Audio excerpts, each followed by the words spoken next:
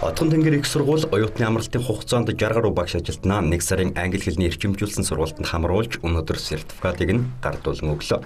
Багш ажилтнууд нийт 240 цагийн сургалтанд 2 төвшөнд суралцсан бөгөөд Швейцарын Цюрихийн их сургуулийн доктор Юрген Капитан урилгаар багшилжээ.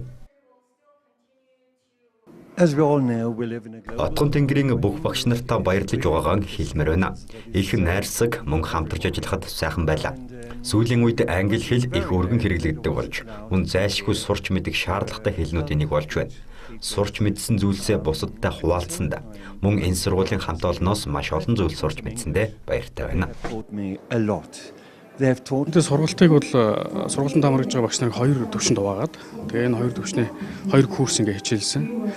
Тэгээ энэ 2 курсын одоо хамрагдсан одоо энэ сургалтын маань одоо нөгөө зочин багш нар маань бас тус тус ингээ хичээл заасан.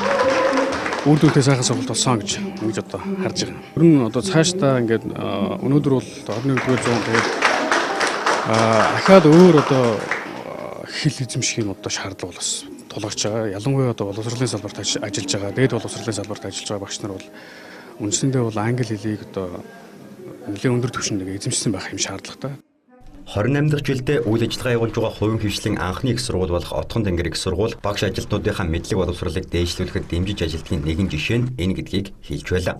Түүнчлэн багш ажилчид өөрсдөө англи хэлний мэдлэгтэй байх нь судалгаа шинжилгээ хийх, сургуулийн арга техникээ сайжруулах, оюутанд өрг үүжтэй мэдлэгийг түгээхэд чухал түлхэж болно гэж үзэж байгаа юм.